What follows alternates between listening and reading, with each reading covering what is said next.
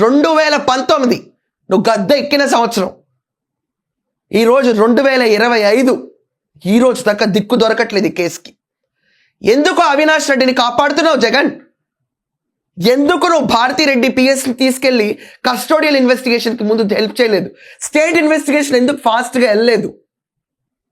ఇంకా జగన్మోహన్ రెడ్డి దగ్గరికి సునీతా రెడ్డి గారు వెళ్ళి ఇన్వెస్టిగేషన్ జరుగుతుంటే నీ పేరు పైన, మామ పేరు పైన, మామ అంటే ఎవరు అనుకున్నారు? సునీతా రెడ్డి గారి హస్బెండ్ రాజశేఖర్ రెడ్డి గారు. వాళ్ళే కుట్రదారులు, మీపైనే బ్లేమ్ వస్తుంది అని చెప్తే సునీతా రెడ్డి గారు మదర్ ఓపెన్గా అన్నారు, ఇంక్లూడింగ్ నా బ్రదర్ రాజశేఖర్ రెడ్డి గురించి వచ్చినా, ఎవరి గురించి వచ్చినా వేర్ రెడీ ఫర్ ఇన్వెస్టిగేషన్ అని. ఆవిడకున్న దమ్ము నీకు లేదేంటి జగన్? రాష్ట్రం అంతటా తెలియట్లేదా ఎవరికి ఎవరు చేయించారో?